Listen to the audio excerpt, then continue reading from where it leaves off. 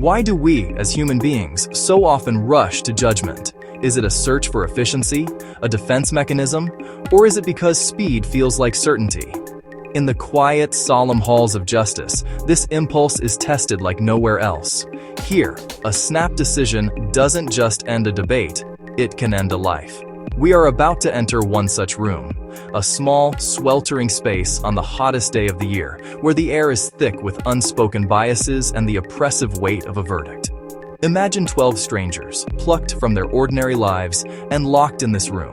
They are not lawyers or judges. They are salesmen, architects, watchmakers, and laborers.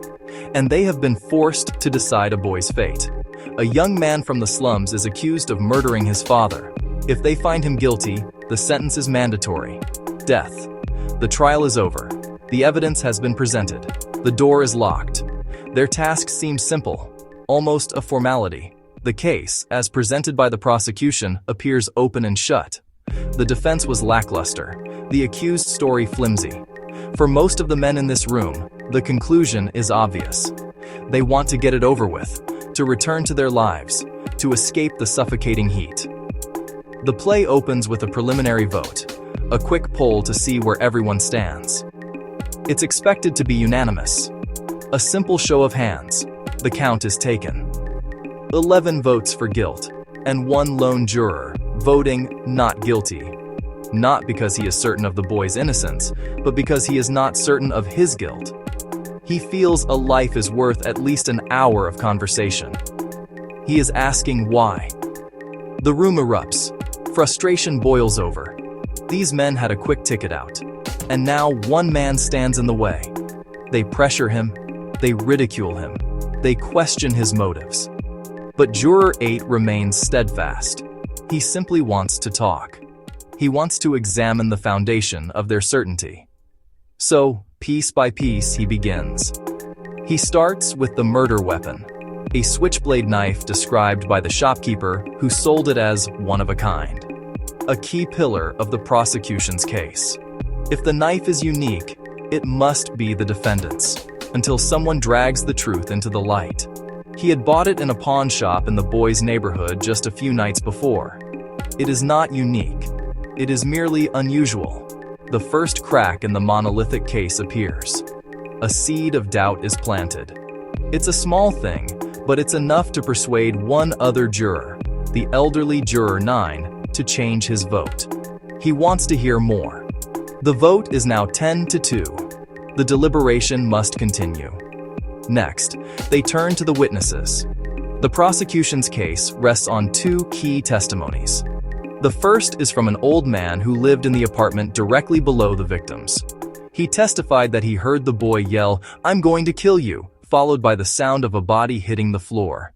He then claimed he ran, or rather walked as fast as he could, to his front door in just 15 seconds, opening it in time to see the boy fleeing down the stairs. Juror 8 questions the timeline. The old man had a stroke and walks with a limp. Is it possible for him to get from his bed to his front door, a distance of some 55 feet, in only 15 seconds? The jurors decide to reenact it. Using the dimensions of the jury room as a guide, they time the walk. It takes over 40 seconds.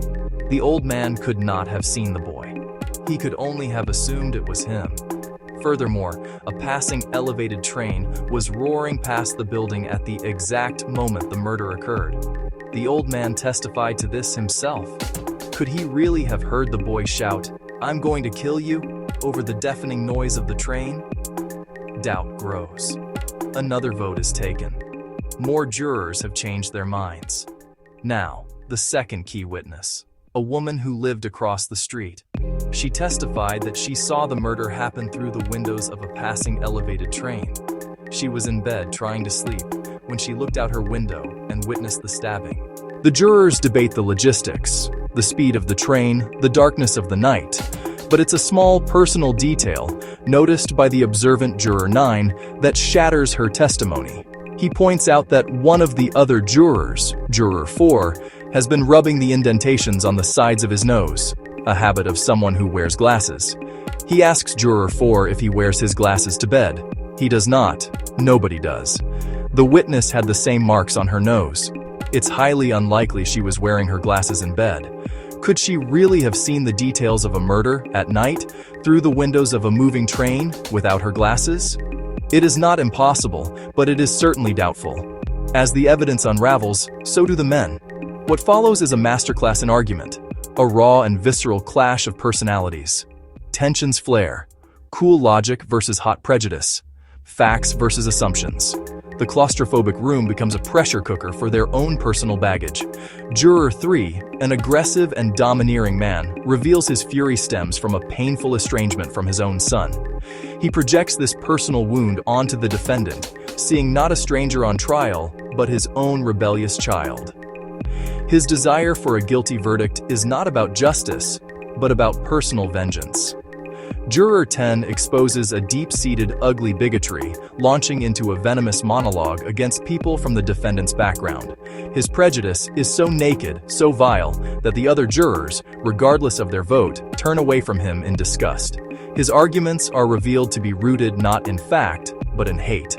Alliances shift, secrets leak, and each juror's backstory colors their reasoning. The group even re-examines the nature of the stab wound. The victim, a tall man, was stabbed in a downward angle. The defendant is significantly shorter. An experienced knife fighter, which the boy was presumed to be, would use a switchblade with an underhand motion, stabbing upwards. The wound doesn't match the profile. And what of the boy's supposed threat, "I'm going to kill you"? In a moment of extreme tension, the volatile Juror 3 screams the very same words at Juror 8. The point is made with chilling clarity. It's a common phrase, shouted in anger, often meaning nothing. Piece by piece, certainty unravels. The once solid case has been dismantled by careful questions and a willingness to look closer. The momentum has irrevocably shifted. The jurors who clung to a guilty verdict find themselves increasingly isolated, their arguments exposed as emotional, prejudiced, or simply flawed. The burden of proof has not been met. Reasonable doubt grows, not like a wildfire, but like a slow-burning fire, consuming every last shred of certainty. Finally, another vote is called. It is 11-1, but this time, it is 11 for not guilty.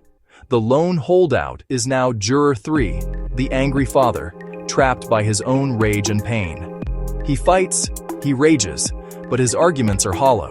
He looks at a picture of his estranged son, tears it up, and finally, brokenly, concedes, not guilty. The tension breaks. The room exhales as one. Outside, the storm that has been threatening all day finally breaks, the rain washing the city clean. The foreman calls in the verdict. The men gather their things, no longer a jury, but 12 strangers once more. They file out of the room, avoiding eye contact, forever linked by the ordeal and forever changed by it. By the end, the room isn't just judging the defendant. It has put prejudice on trial. It has cross-examined apathy. It has passed sentence on its own assumptions. The story of 12 angry men endures not as a simple courtroom drama, but as a profound testament to civic duty. It is a reminder that justice is not a product, but a process. It requires courage, empathy, and the intellectual humility to question what seems certain. It reminds us that sometimes the most courageous act is to stand alone and ask a simple question. Are we sure?